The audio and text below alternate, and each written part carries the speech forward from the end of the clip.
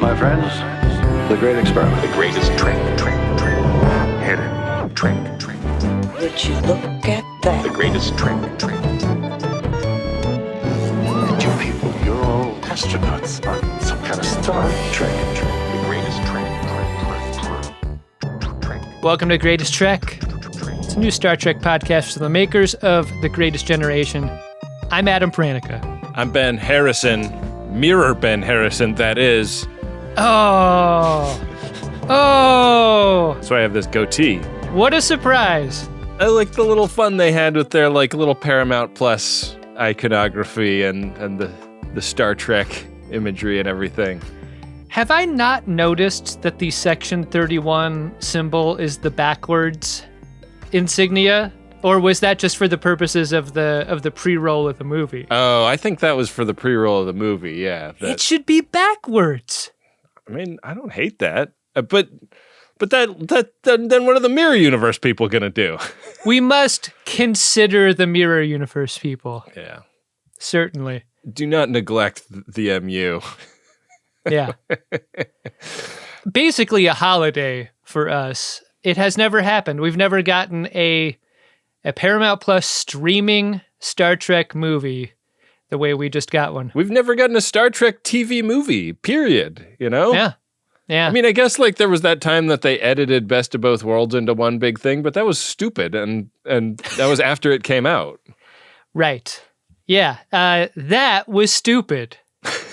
Unlike this.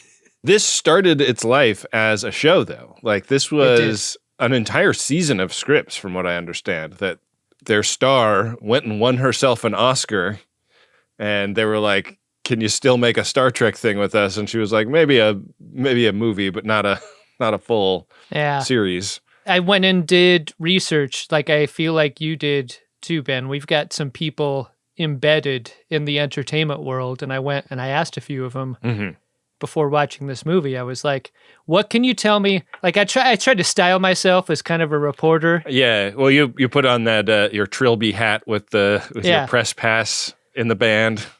I was like, off the record, on background, just to make sure I said both things up front. I was like, "What can you tell me about what you heard about Section 31? And my source said that, there was a time where dumping movies onto streaming platforms was the thing, and it seemed like a good way to make money. Sure. But now, none of these studios are doing that anymore. They're actually making more money by doing quick turn in theaters and then jam it back out into streams. Right. To capitalize on all that marketing effort. Or just not put the movie out at all and write it off as a tax thing. Yeah, and so the way you're saying with Michelle Yeoh, that combined with the Oscar statue-ness of her situation created a kind of a perfect storm that kind of tore down what this was supposed to be and recreated what it is. And we'll get into what it is as we talk about Star Trek movie that doesn't have Star Trek in the name. Section 31. You know the greatest danger facing us is an irrational fear of the unknown. Starfleet cannot get its hands dirty. We open in a blacksmith's hut, the kind that you would find in a Colonial Williamsburg tour situation. It seems as though when you work with the hot stuff in the olden days, you're not going to do that in a structure with walls, right? You want that open. Yeah. So you get the breeze. But the amount of fiber blowing through the air and the amount of fibrous material in their construction technique on this world really made me nervous. Yeah, it seems like a red flag alert kind of perpetually in this part of the Terran Empire. And this is Philippa Georgiou's childhood home and her family. We learn this because a young Georgiou comes over a hill. She's got maybe acid burns on her face, or it looks like she's really been through some shit. I mean, when you go through the Terran Empire hiring process for its leadership positions, fairly grueling. Yeah. Appears to be the experience. A lot of agonizer type stuff involved. This kind of felt a little bit Hunger Games-y. What is described is a contest where people from all over the Terran Empire are recruited. There were 18 of them that started out, and ultimately one will survive to become the Emperor. This is how the Emperor is chosen. It is not a nepotism-based system. It is like an actual meritocracy where your merit is estimated by how many of your competitors you can kill. I wonder if there was a minute where that was the movie, where it was Gladiator in a Star Trek universe context. Because I'm hearing you pitch this at me, and I'm listening to it, and I'm like, that sounds pretty good. I mean, Gladiator is also already there, man. You can just go watch that. I mean, there are a lot of rhymes that this movie bites, but Yeah. I mean, why not just go whole hog into that? We hear about San, which is Philippa Georgiou's best friend during these proceedings. He sounds nice, right? But unfortunately, he had to lose. She had to win. And over a delicious meal at the family table, something isn't sitting quite right with the family members that aren't Philippa Georgiou. You got to kill your family to win big in this contest. And I guess it's something about like having no connection to your past or something. Nothing exploitable. Right. So yeah, it's like it's a lot like having a pseudonym when you're a superhero. You know, you don't want your Mary Jane to get captured by your I don't know, Kingpin. That's a Spider-Man villain, right? Sure. Yeah. Kingpin is the enemy with like 8 bowling pins sticking out of his back, right? That's the one. Yeah. That's why I'm the kingpin. She isn't like emotionless about this. She's sad about it. She's crying when she walks through their blood to get out to the outside of the thatched hut that her father smithed black in.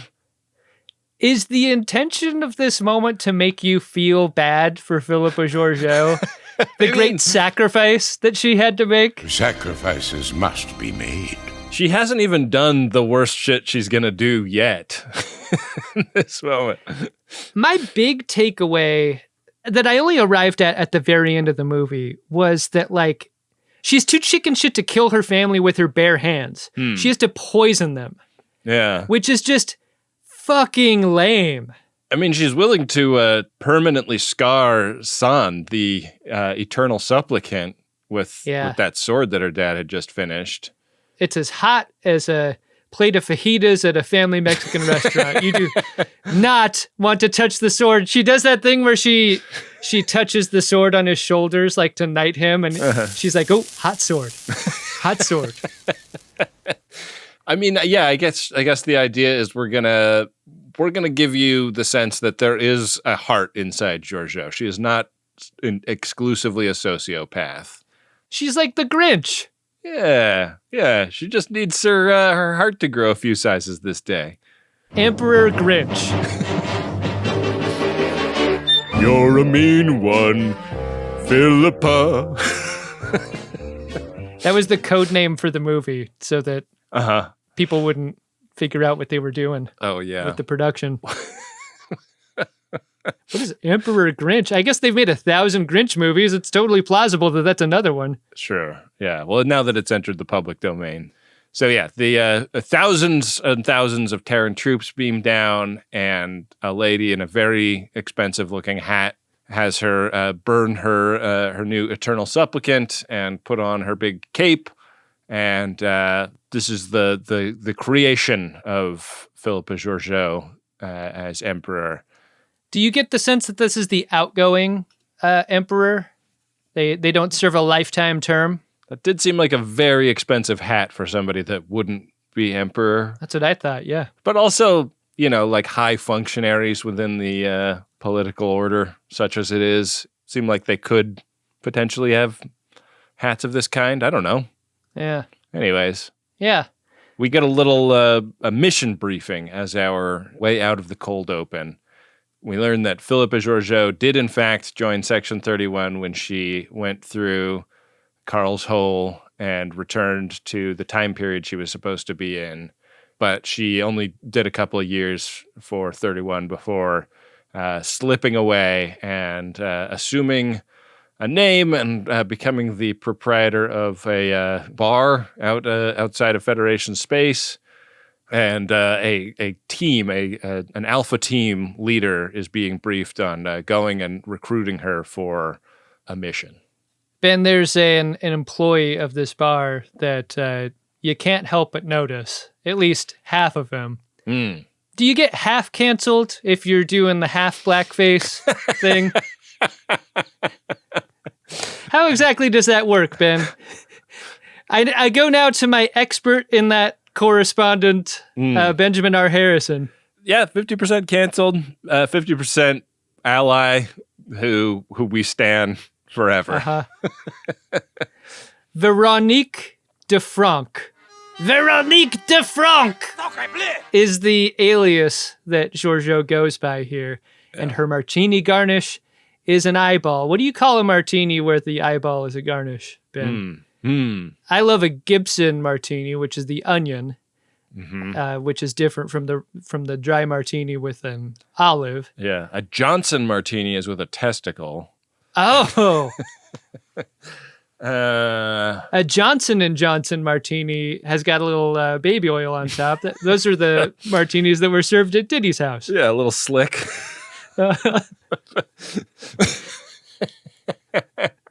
Anyway, she slugs this thing back and meets up with the dude with a box of white powder to offer her, and they go into a back room to do some of it. You don't want to do your drugs out in the open, even if you do own the bar that you're in. Yeah. I mean, like, they would have done this deal out in the open, but the band says that they're going to play one from the new record, and they're like, all right, well, why don't we get out of here?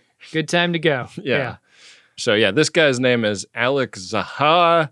He explains that this is a very fun drug that she should try, and there's not a lot of drugs that she hasn't tried, so she's pretty excited to have a first. And I really liked the design of this. Like, you pour the powder in a drink, and then when you like breathe out or burp or say something, little sparkles come out of your mouth or nose. Which I feel like it is very hard in a sci-fi context to come up with an interesting new take on an illicit substance, given all of the takes that sci-fi has attempted. It just seems very messy in a glitter bomb kind of context, you know? You definitely don't want to have this drink at your desk. Right, yeah. Bad desk drink. Yeah, it's not like a right on glitter drink, edit sober direction. Just fuck your keyboard up every time. Turns out this guy with the drugs, he's like that undercover cop that you see in all those undercover cop movies, right? Yeah. That he thinks the drugs are going to make him look like he's not a cop. But Georgiou knows that he and a bunch of other folks that are in her club are with Section 31. And she kind of goes around the horn, calling all of them out at this guy. Yeah, you know all those people who seemed like extras that she walked past in the bar? Not actually extras. There are no extras in this movie. The greatest trek Is yet to come. Alok is doing that thing that you saw in the J.J. Abrams Star Trek movie, which was one of my favorite scenes from that film, where Kirk gets into the bar fight and Pike finds him in there and like gives him the recruiting pitch to join Starfleet. And that feels like a cousin to what's happening here. This dude wants to recruit her instead of arresting her. And it isn't even that hard of a sell. Like, she agrees to join the team. Let's get on with it. Yeah, we do like a little around the horn of who all the team is before we actually meet them. But it's not long after she's agreed to do this that we are in the Section 31 ship that is docked with this station, and we meet the rest of them in person. We've got Rachel Garrett. We've got Quasi, played by Sam Richardson, a very fun person to have in a Star Trek thing. I was wondering, like, were these people all cast for the TV series and then got notified it's actually going to be a TV movie at some point? You know, if that's the case, that is a bummer for a working actor, like, of this class. Sure. You know? Right. Like, especially if you know that you're going to be in a series with Michelle Yeoh, that's got to be such an exciting, like, oh man, like, I'm really looking forward to the next couple of years of that.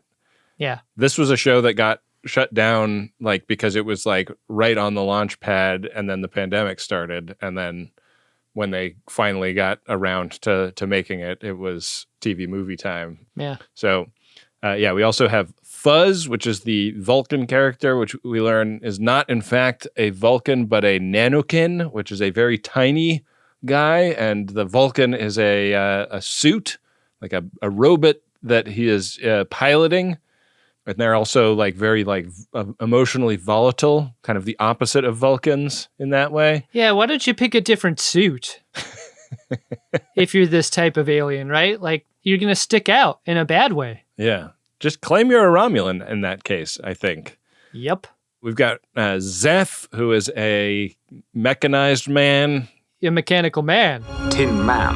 Yeah, and we have Mel, a Deltan. A walking honey trap. Fun to see for us, I think, because we just finished watching Star Trek The Motion Picture.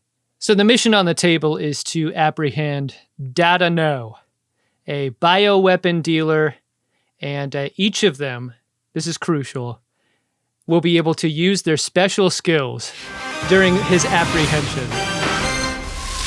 But Georgiou has a different idea. She uses a device she calls a phase pod while walking this guy into his fancy hotel suite near the club. She slaps one of these things on his box, slaps one of these things on her, and then that creates a situation where they're vibrating at the same frequency. And that's important because Data No cannot hit her as she's doing this vibration. Yeah, and he keeps shooting at her. You know, we've seen one version of how they thought this plan might go down already, in which it was Zeph that did the giant punch of Data No. But when Data No unloads an entire clip on a phased-out Georgiou, Zeph and Alok walk in, and it is Alok that does the across-the-room punch of Data No. Seems like the mission is complete, but then a motorcycle bad guy with a phase device of his own comes through a wall, and we get a phase fight! I thought it was really cool how this motorcycle bad guy blended in with the wallpaper like a character in Garden State. And like that same song plays when he appears, like hitting the phase puck. Yeah, it's like a metaphor for what a wallflower he is.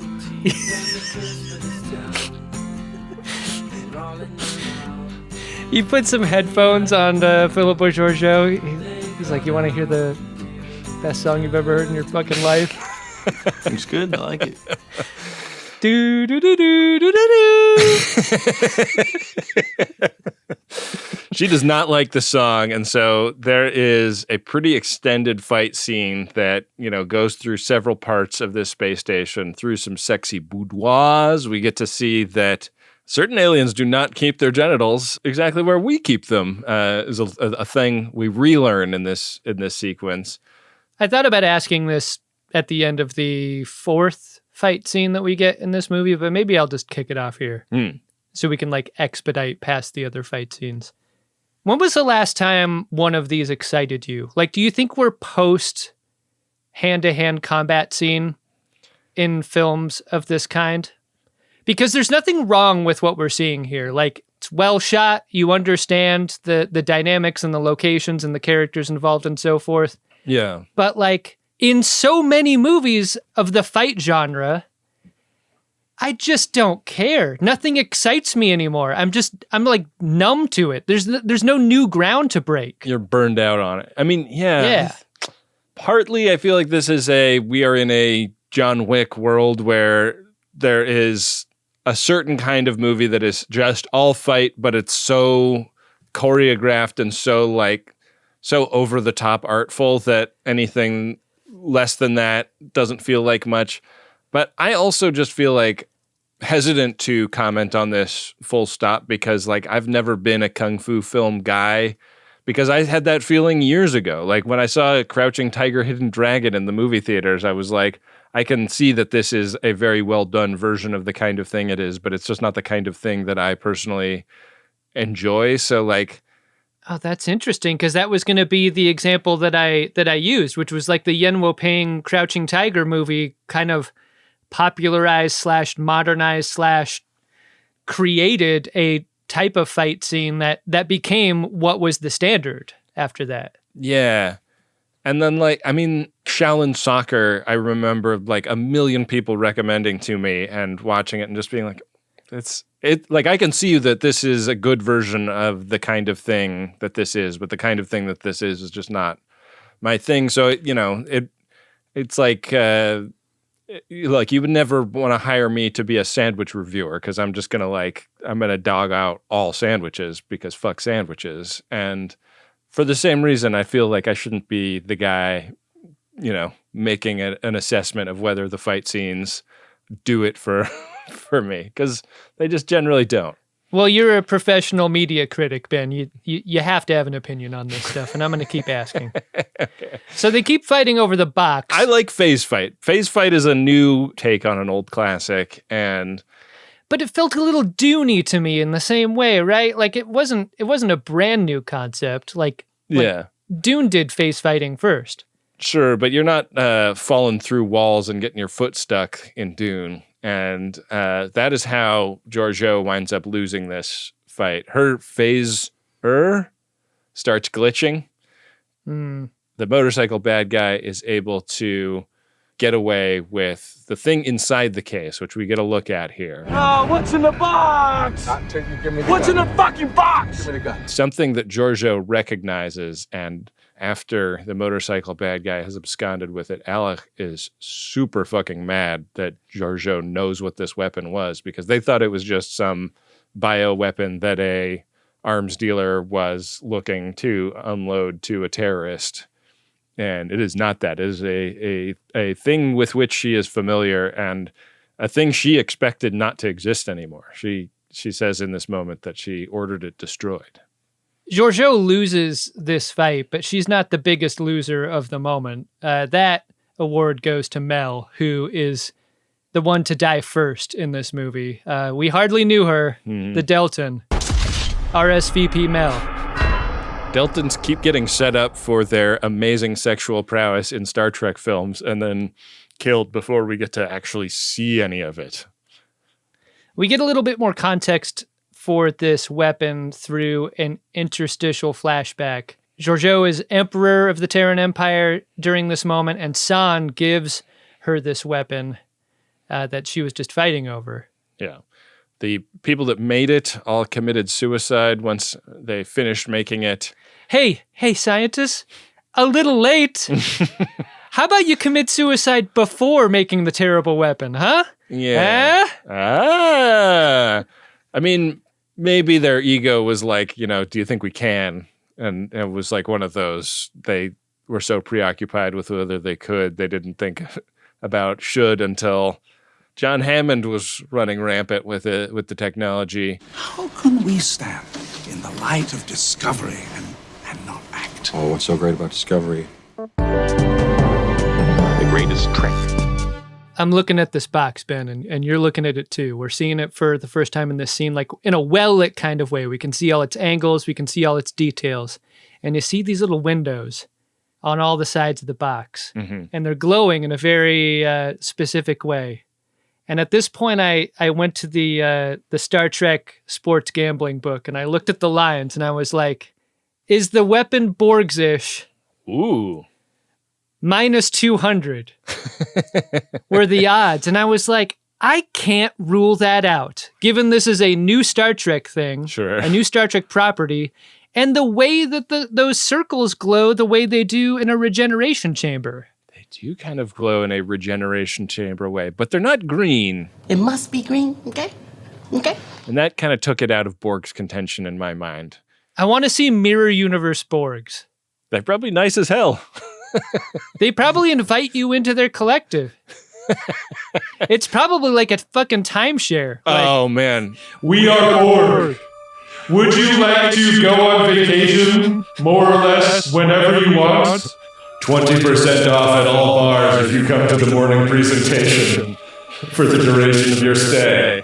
Free buffet breakfast every morning between 8 and 10:30. How much would you say you spend on a vacation every year? Would you like to lock that price in now?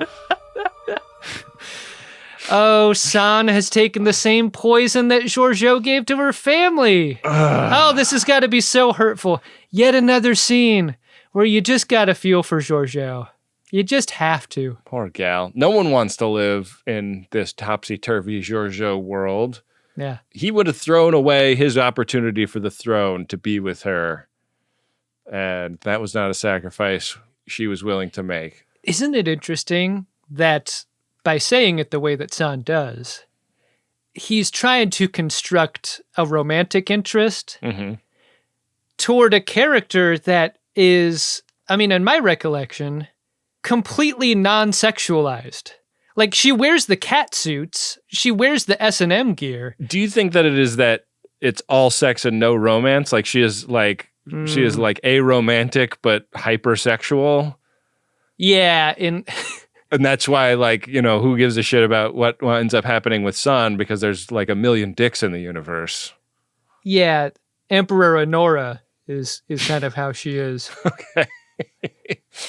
In like the first 2/3 of that movie, I should say. Okay. That's the only part I saw. Yeah. Anyways, we come back to the present in some kind of bunker where Alec is like interrogating her.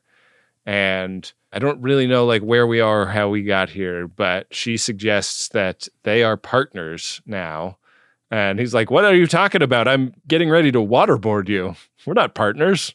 He tries to do that thing where he's exchanging backstory currency with her as a way to get on her level. He's like, and correct me if I'm wrong, Ben, like this went by really fast, but he's either a eugenics man or he's been augmented in some way or augments made him or something. It's kind of hard to know exactly, kind of hard to pin that down. He's both a victim of the augments and also then joined them and did their evil bidding, which I think is meant to be kind of a mirror image of what Georgiou is. Like, she was forced into this life but embraced it and did horrible shit, but is now in some small way like heading away from that kind of shit. So they're drawn together through difficult backstories, and that seems to be enough of a foundation for their relationship here. We learn the name of the weapon here, too, in the scene, Ben. It's called the Godsend. Yeah. Did you say God's End? I don't hear a difference in what you're saying. Really? Really? Godsend? Godsend. Yeah, I'm still not getting it. See, this is the thing, Ben. Like, you have a Sam Richardson in this movie / was going to be a TV show, who is like apex predator of comedy actors. Yeah. And you write him into being anti-funny. And he's wearing the buff little boys' jackets all the way through this. The way that this movie uses comedy is the worst type of way a movie can use comedy. Like, the least funny comedy to me is someone trying to be funny. Get that shit out of here. And this God, you must fucking hate me. Scene after scene, characters in this movie are trying to be funny instead of doing something funny or saying something funny that is evident. Yeah. You know what I mean? I think it's like a bit of a disease in modern Hollywood that like things said in jokey tone of voice is what's being done in lieu of comedy. And it's just the most stereotypical version of this is a character saying, "That happened." And that's the kind of comedy that runs all through this movie. Yeah. That's what Rachel Garrett's there to do. Yeah, it's very of this time. You know, it's a Section 31 movie. I'm ready for it to be dark and gritty. Like, I don't need it to be an action comedy. Yeah, you know? Agreed. Pick a lane is what I was thinking in this scene. Back up on the team ship, Georgiou interrogates Dadano, and we figure out that the Godsend was stored at the facility that he used to work at in the Terran universe. That's where this guy's from. And he got to this here universe through an ion storm. Yeah. And this is a portal that can be used by the Terran Empire. And, I mean, the threat is they could come right on through here, use the Godsend, and start blowing shit up on their way to conquer this universe in order to accumulate more resources. The story being told here is that the Terran Empire of its universe is kind of running out of grist for the mill. Yeah. And they got to come over here to get some more. I did a little bit of my own research about this movie, much like you, Adam, and I can't obviously reveal my sources either, but the writing team on this are some of the few people in Hollywood who have been read in on what was said to Scarlett Johansson by Bill Murray at the end of Lost in Translation. And so what Georgiou whispers to Data No in this scene is actually the same thing. That's what causes him to start giving up, what he's really up to. This conversation happened. The conversation that goes like, we can't have the audience hear what she said. Otherwise, people would hate Emperor Georgiou. Emperor Georgiou, someone who has killed billions of people in kind of an extermination sort of way. Right. Yeah, we don't want to make her an unlikable character. And probably ate many of them. Mm-hmm. Well, I mean, that ganglia did look delicious, you got to admit.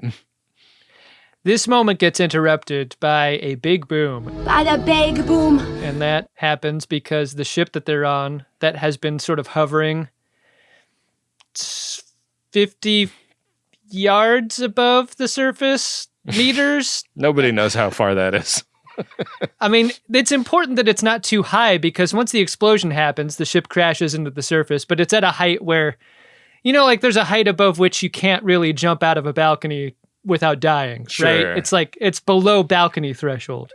There's some hang time. Like maybe they parked it at altitude, like that baseball stadium in Denver where... Like if Georgiou could have taken off her CFMBs and thrown them at the water to break the surface tension before the ship went into it, maybe they could have done this from a greater height. Oh, sure. Yeah. That's why strippers never die when they jump off bridges. Strippers never die. In the Goonies, they say Goonie strippers never say die. Sure. So, we get to watch Data No burn to a crisp. I guess, did he not get emergency beamed out, or did he get emergency beamed out into a fire? Anyways, RSVP that guy. I mean, thank you. Thank you for giving us someone in a fire suit staggering around and then falling into the sand. That's something to enjoy. Yeah. We know from what he has said now that there's got to be a mole in the Section 31 team. Somebody knew what the Godsend really was and what was going on with it. Or Data No would never have been planning on heading to the Crescent Nebula to meet up with MU bad guys. Were you kind of feeling away every time you heard this guy's name? You're probably hearing that a lot in your household with a little kid around, right? Data No? Yeah. I mean, having a 2-year-old, that's pretty much all I hear. Yeah. We need to score a lot of platinum fast. Licensed businessman. This ship and her history will shortly become the care of another crew. They will continue the voyage as we have begun. The greatest trick. We don't really know what planet this is or why they're there, but now they don't have a ship to get back up off of it, and it seems to be otherwise fairly abandoned. It's like a jets of fire out of the ground, formerly industrial technology, hollow planet, and the only ship that they know about is a garbage scow that they saw crashed near here. And so Garrett suggests that that's their way out. They need to fix that up.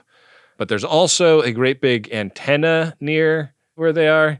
And I'm not getting a ton of sleep right now. So the first time I watched this movie, I was drifting in and out, and I was like, oh man, when I watch this again to take notes, I'm going to find out why there's an antenna and why they're on this planet.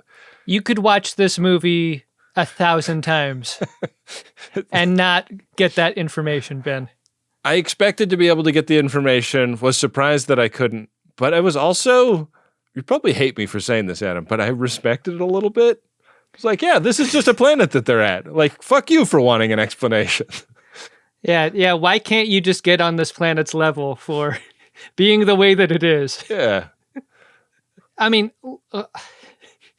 This is one of a dozen instances of this sort of thing, the reasons for things not really being clear.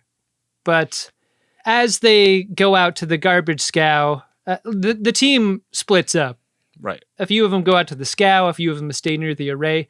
The antenna array is activated in a very surprising way. Who did that?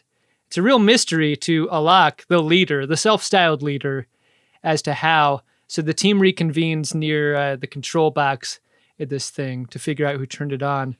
And, not only was it turned on, it was shot afterwards, so it couldn't be turned on again. It really seems like it might be Zeph that did it, because Zeph sort of disappeared for a while. Who could have guessed that? The most uninteresting character in the group who was acting all weird moments before. Really? But also Rachel Garrett wasn't answering comms for a little while, so that's a little bit suspicious. And Fuzz was acting a little bit weird, so that's a little bit suspicious. Yeah. And their manhunt for Zeph in the woods, who is for some reason their prime suspect, ends with finding Zeph dead. Zeph's dead, baby. I love Alec is looking at this blown up control box and he's holding a mug of coffee. And we see a 5-second flashback of Zeph looking weird. And then we cut back to the mug being dropped where he's put it all together. Alec's on the case. Yeah. The greatest trek the devil pulled was convincing us Zeph didn't exist. Did that make sense? About as much as this movie. Yeah. They're like, okay, well, Zeph was clearly killed by the mole, so we haven't found the mole yet. Good thing Zeph has a flight data recorder on him, on his mechanical Barty. Yeah. Georgiou is in the process of identifying Rachel Garrett as having been the one to betray them, because she suspects Rachel Garrett is into Mecha Boom Boom, and also she has some Zeph blood under a fingernail. And I was like, the Zeph blood could have come from the Boom Boom, not from the murder. Totally unexplained, the blood under the finger. We've seen a million backs with scratches on them after sex, and it doesn't seem like he has that much machinery back there, right? There is not even a whiff of a relationship between Zeph and Rachel Garrett, though, so unclear when they could have ever touched. Yeah, Zeph's suit is the thing that betrayed him. It extended a 3/4 inch masonry drill bit and punched it right through his ocular implant. Gross. Yeah, so that sort of leads them to the Fuzz being the bad guy conclusion, right? Yeah, also a mechanical man in his own way, right? Yeah. And able to take over the microcircuitry of other things, as was established in their discussion of the initial scheme to bust Data No.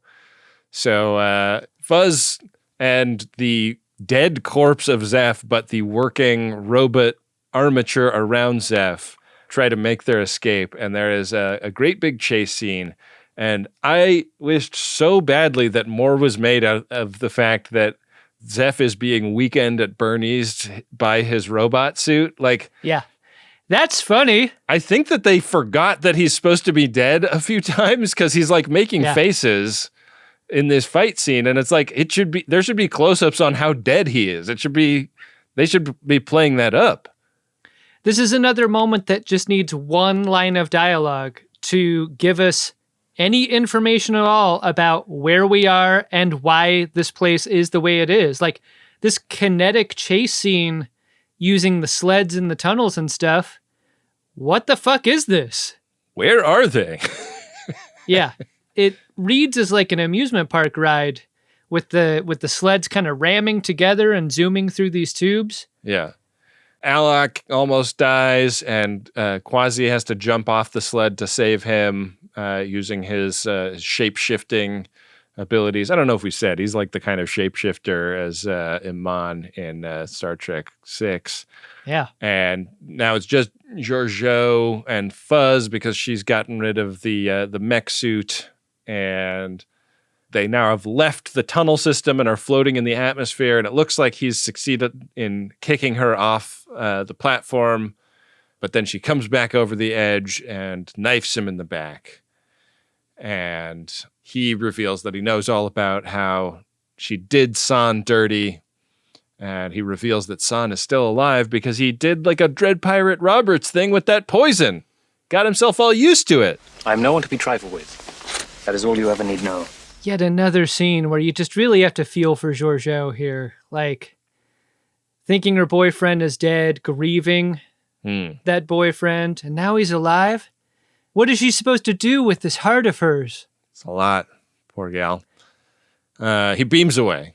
Right, and it doesn't seem like he beamed himself away either. Like, I think that's an important detail here. He blurps away, leaving Georgiou alone to process what she's just learned. And next, on a ship in orbit that goes to warp, we find Sun tending to Fuzz's wounds. Yeah, fixing up the robot back to working order.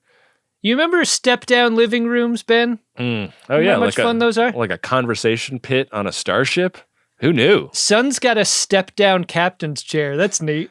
Yeah, I kept expecting this to be like a thing where a canopy would come over him and it would turn into its own little ship. It really looked like it could like become a pod, you know? Yeah, I mean, that's what happens when you expected something in this to be better.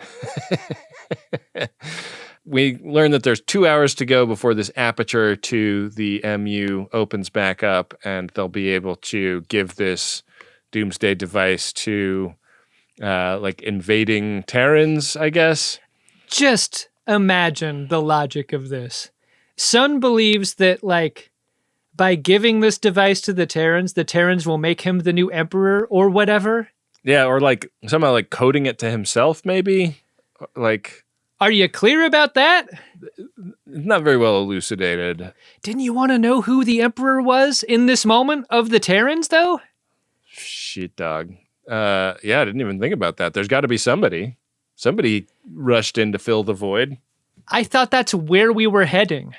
Yeah. Like, I'm of two minds on this, right? Because, like, I don't really care about the mirror universe, and I don't want to spend much time there. So I liked that they, like, kept them at as a like, a threat, but not a threat that we, like, totally understand. But also, like, there's so many things left that you don't understand in this movie that I was like, I mean, like, on the one hand, it seems like San has a plan for this bomb, and Quasi is the only one we get a sketch of what that might look like from.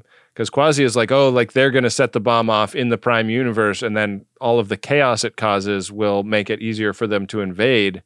But what's been described as an entire quadrant destructive force that this bomb has. So it's like, you set that off, like there's not much good to invading what's left over, right? That was the impression that I got. Like, if you're going for territory expansion or the accumulation of raw materials, Ben, like, what is left after this goes off? It seems like neither of those. Maybe the number of the little circles on the side that turn red determines yield, and you can you can do like a limited yield explosion, just take out like a few sectors. Mm-hmm. You know, like the engineers didn't have to completely kill themselves if you can do like a low yield version of the Godsend. Oh, you're suggesting maybe they lightly maim themselves? Yeah, like they do a Banshees of Inisherin and clip their own finger off thing, you know? I love that movie, Ben. How was the half that you watched? Tremendous. I mean, it was a little gross once the fingers started getting cut off. I assume they keep cutting fingers. Yeah, I mean, that was the moment you turned it off. Yeah. I think it got better from there. Well, there's a new ship. She's got the right name. She's got the right name. Now you remember that, you hear? Now you remember that, you hear? So they get the garbage scow running again, which means our Section 31ers are mobile, but they don't have weapons to fight a fully armed Terran ship, obviously, because garbage scows don't have weapons. We are a garbage barge. Why are you laughing? What they have is a tractor beam, and that's the thing that a garbage scow uses to gather all the garbage. Mm-hmm. So, still, and yet, they roll up onto Sun's ship, in this condition, and Sun's ship obviously starts shooting torpedoes at it right away, and for some reason, the garbage scow has enough hit points to absorb a couple of shots of photon torpedoes before like grabbing it into its garbage collector beams. Yeah, and I guess maybe that at that point it's too close to safely shoot with a torpedo. The plan is to kind of like rope-a-dope the other ship until their shields are down so that Georgiou and Alec can beam over. I mean, much is made of this being a ridiculous plan. Like they try to derive some comedy out of this to limited effect. But pretty soon the plan has worked great, and Georgiou and Alec beam over into our third or fourth great big Star Trek fight of the film. You know, there's a big confrontation where San gets her to drop her gun, and he is on like a revenge thing, and she is on a like I did you wrong and I want to apologize and atone thing. And it's hard to follow because also Alec and Fuzz are fully Star Trek fighting again. Michelle Yeoh has the gear to be able to convey something like this, but she's just not permitted to do it, like through dialogue. I think there's a version of this scene where she's like, if I can fix things with you, I can fix the rest of my life in a way that makes it worth living, in a way that redirects my energies towards positive things. But there's just like, you've got to project that onto this. There's nothing about their conversation that makes it so that that would be on the table in any way. It seems as selfish as anything else that Georgiou does.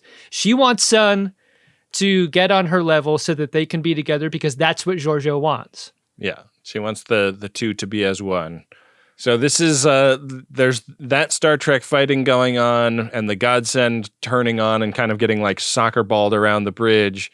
But Fuzz is also like throwing his robot into autopilot fight mode so that he can fly in a fighter ship over to try and take out the garbage scow. He's like, you know, fighting them and I guess breaks off their tractor beams, and Garrett and Quasi have to try and chase him down while Garrett runs down to try to rig up some trash as some kind of a weapon. We learn that San's plan is to become the new emperor by wielding the power of the Godsend. And Georgiou explains that there's no such thing as a benevolent dictator. You can't be an emperor and do it the right way. You can't become a good billionaire. It doesn't work. This is that fucking dynamite vest logic that Sun's got. He's like, I have an all-powerful weapon here. They will have to make me their leader. Otherwise, I'm just going to hit the button and blow myself and them up. Yeah. Yeah. He is kind of the Dennis Hopper in Speed of this movie. Like similar deformity from previous brushes with his explosive power. Yeah. Close brush with a hot plate.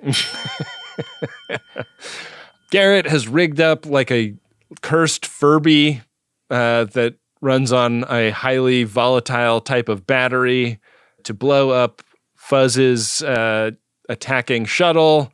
That blows up. There's a moment where Quasi's got to decide between two buttons, one of which is auto-destruct, one is release the garbage.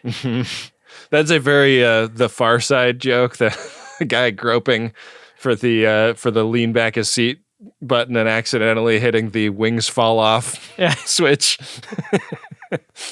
That's great. Yeah. So RSVP Fuzz robot. It looks like it's going to be the end of Georgiou because San has that sword on his ship. He's brought that with him and is like plunging it into Georgiou's cheek, and she's like pleading with him and wishing it didn't have to be like this, and then she kicks the blade and it like flips up into his neck, hits his jugular, and she's very, very sad that it's going to claim San as well. The moment the tip of the sword is in Georgiou's cheek and San is leaning on it, who are you rooting for in that moment? I mean, he wants to blow up the whole fucking Prime Universe, right?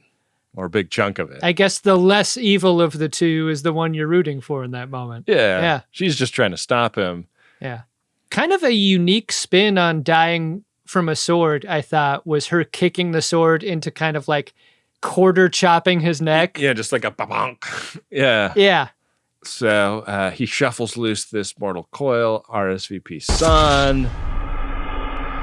She's really sad about it, but then she and Alok talk about all of the horrible shit they've done, and if it meant them dying, like, would they go back and undo all of the horrible shit they did? And they agree that they would.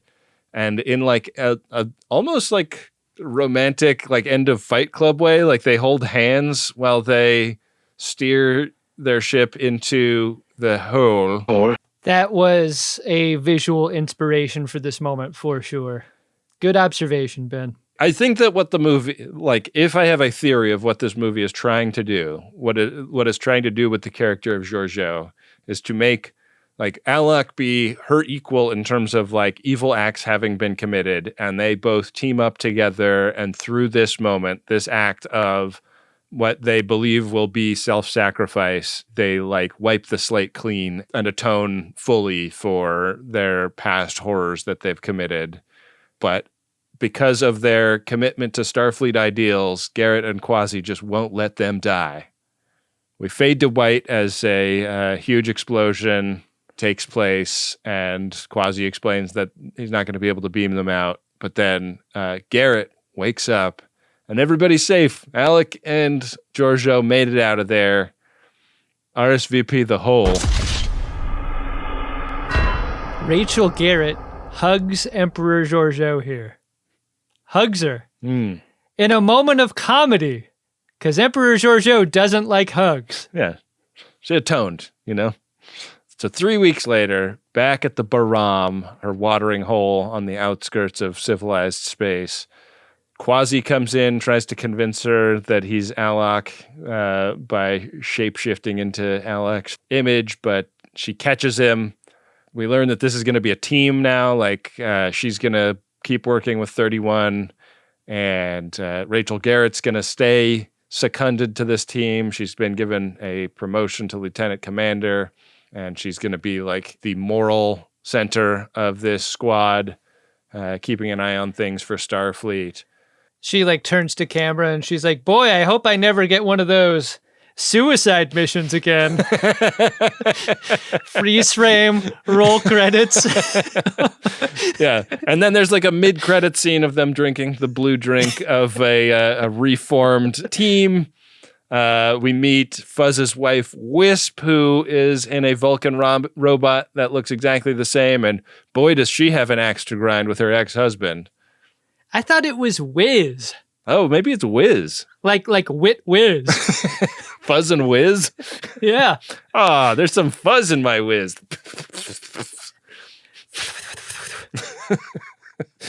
We learn that they are already getting their next mission from Jamie Lee Contreras.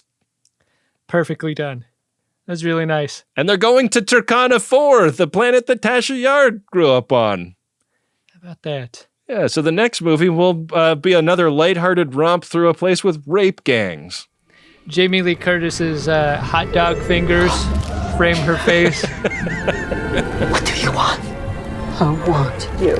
As she shares the mission details for what could possibly be a sequel Section 31 film. Yeah, a sequel involving them warping around in this entire space station, because the final image of the film is every one of the thousands of ships surrounding this pleasure palace in space warping away, and then the station itself warping away. Ben, you can't warp away from this question I'm about to ask. Did you like this movie? She'll always bring it home.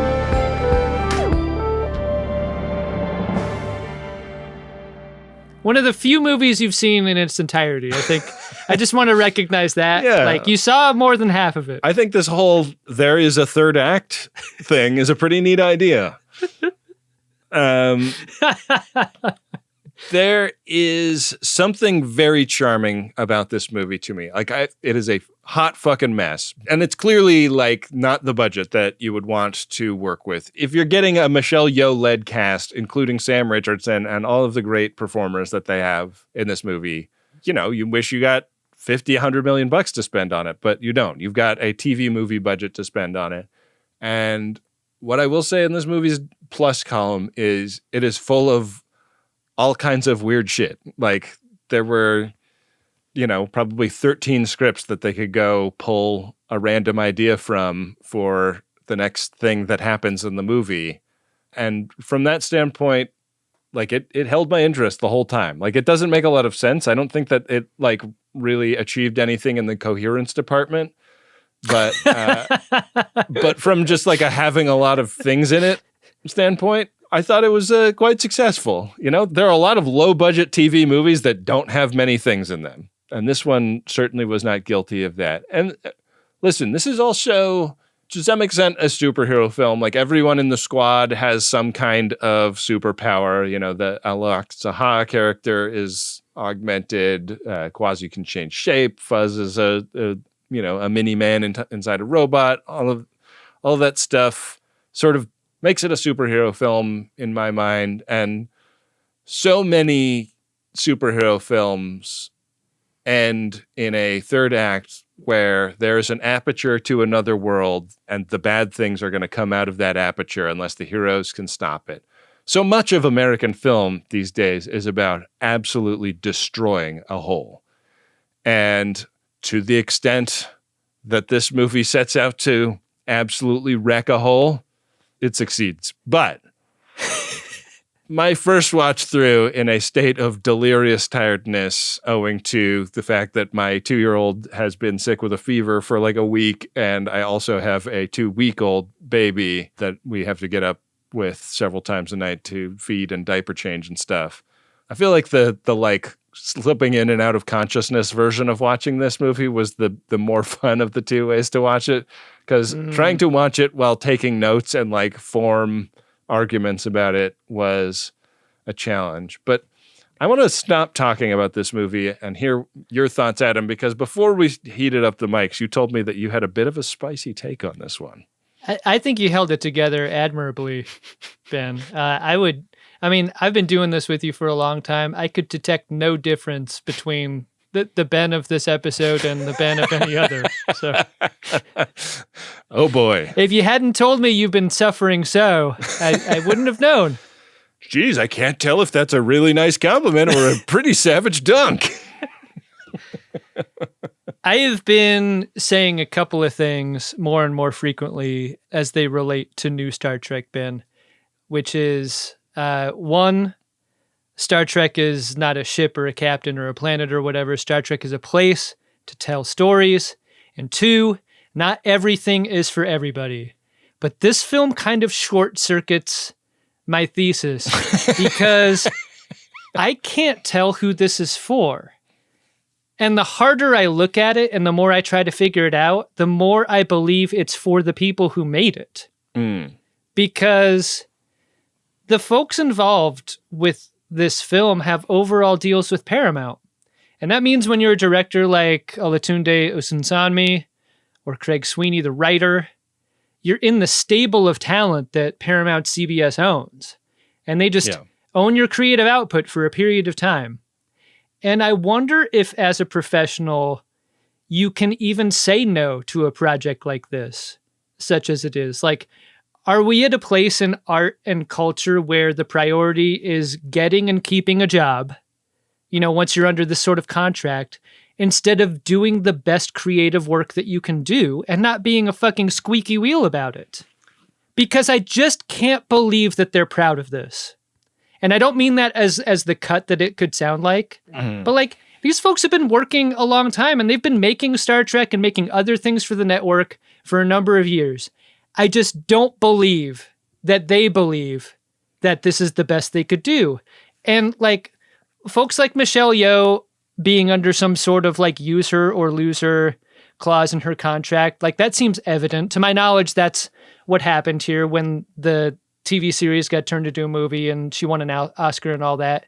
I'm not an expert in that area, but like even getting Michelle Yeoh meant not working with her in a conventional way. Did you read that like when she was shooting her scenes, she was doing them by herself to a stand-in because she was never available at the same time that the other actors were there. And so the other actors were having to to act their lines against a stand-in for Michelle Yeoh, and all the wide shots Emperor Georgiou was comped in.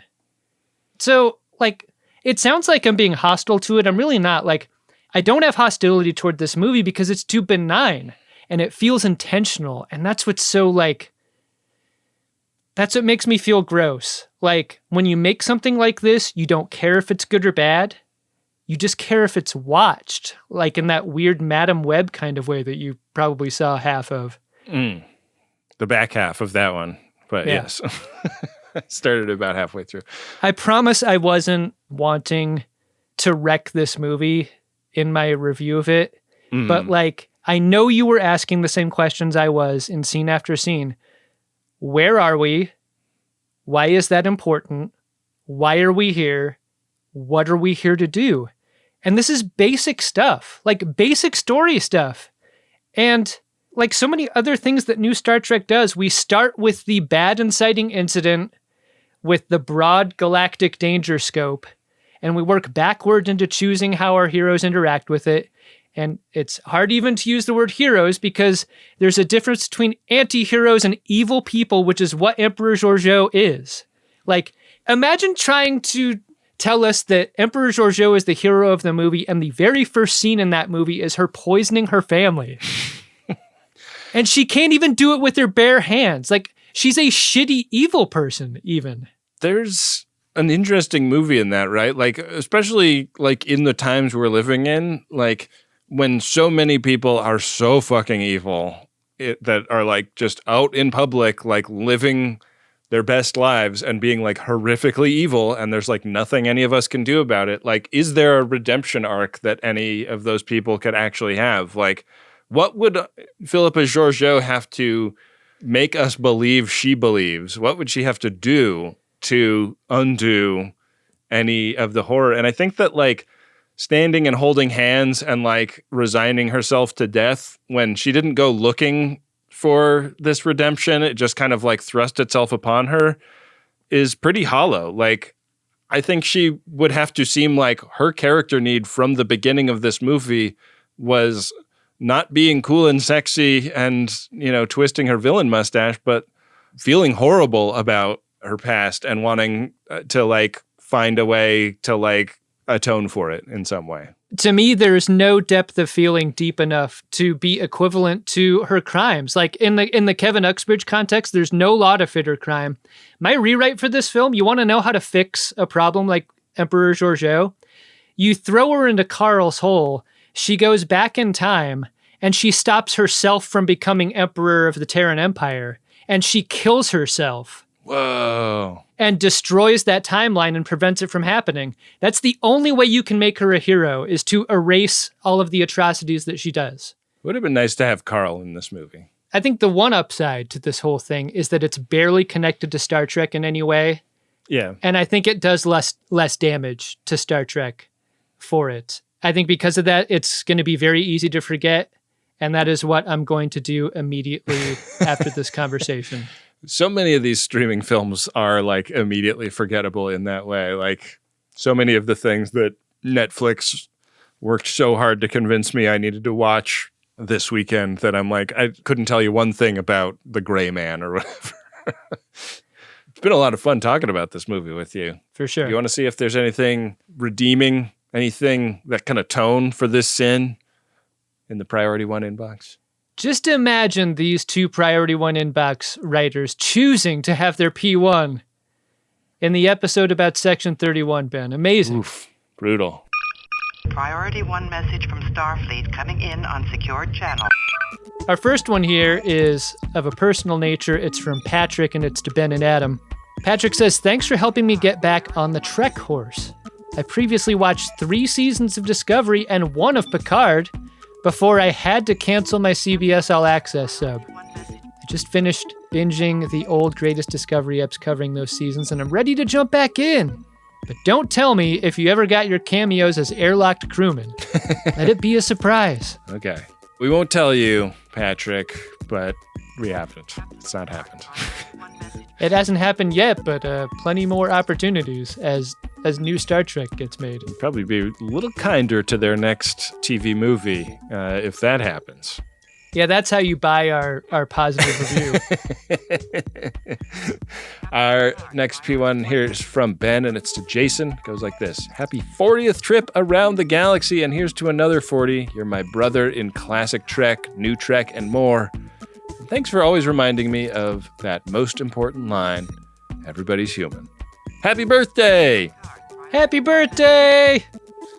Man. Happy birthday! Happy birthday. And it seems like we actually nailed the requested date for Jason's birthday. A rare thing only really possible over here on Greatest Trek.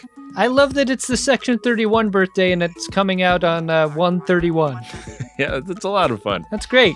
Wow. If you would like to write a Priority 1 message for us to say, we do those toward the end of every show. You can go to MaximumFun.org/Jumbotron.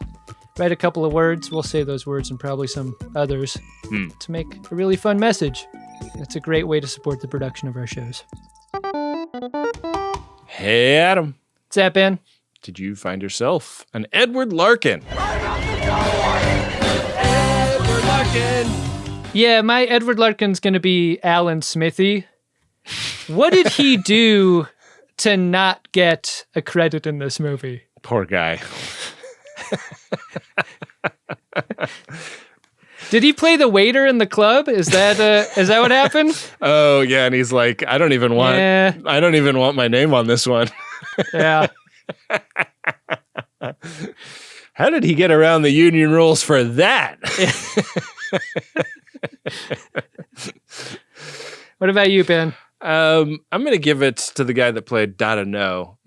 I feel like he did actually have some fun in this movie. Like he seemed like a bad guy. Like the villain Dada No probably did some bad stuff, but he was fun on screen. Like his taunting of them and complaining that he was getting punched by more than the people he was initially promised would punch him. It was fun. I thought he was a fun character, and that was like. I did read that was like going to be like the villain in episode 3 or something, and they just were like, oh, like that's kind of a fun guy. Let's put him in this of all of the shit we came up with for this whole season of television. And I thought that was at least one good decision that they made. I'm good for like a once a year really hardcore sinus infection, and when I look at Dada No, it looks like you could just get right up into his nasal cavity through those little windows. Yeah, just scoop it out. Take out all the stuff. Yeah. I was envious. Good stuff. Well, we like to end every episode of Greatest Trek with a segment we call Warning Bois. This is a little show of respect we give to the Friends of DeSoto who go out there online and say that they like what we do. We know that can be perilous for your personal reputation. So we appreciate anyone that leaves a nice review or goes on social media and says something nice about our show. And we like to shout them out here at the end of the show. Prepare a buoy and launch it when ready. Warning buoys. An emergency buoy. A warning buoy. Do we have a warning bois for the folks today? We do, Ben, and this one I think articulates your point perfectly. This is a 5-star review over on Apple Podcasts. And the headline is Star Trek, but with irony. Edsel Joe goes on to write, this Star Trek pod doesn't take itself or the show too seriously. Ben and Adam do a great job recapping episodes and pointing out the amazing parts of this amazing constellation of TV programs. I think Edsel Joe knows that we did that very thing in this very episode. Maybe better than we ever have. Thanks, Edsel Joe, and thanks to everyone who gets the word out about our show. Thank you. You know, it really matters when you say something nice out into the podcast universe. The algorithm being what it is, the mysterious algorithm. Mm-hmm. We can't possibly know it, but a 5-star review doesn't hurt. You can be like Edsel Joe by writing your own, and then we'll read it. Mm-hmm. Make you a little famous. Oh, so famous. Wow. Well, we're going to leave the rest of the show in our producer Wynde's capable hands. She will tell you about what we got coming up next on the show. I think you will be pretty excited to hear it if you've been with Greatest Trek for a long time. So make sure you listen to the credits. With that, we've sure enjoyed getting back on the pod horse and making an episode of Greatest Trek.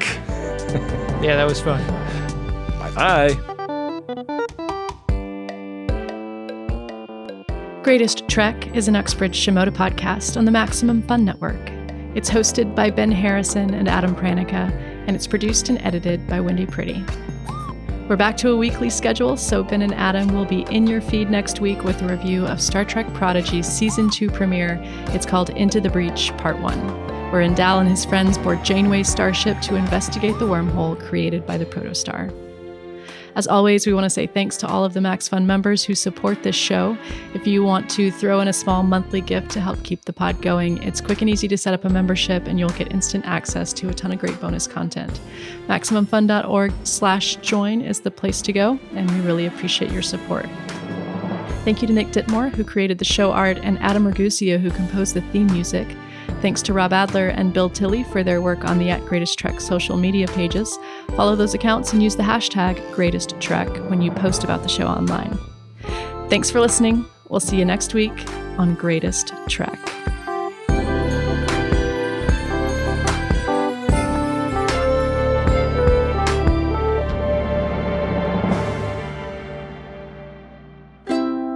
Maximum Fun, a worker-owned network of artist-owned shows. supported directly by you.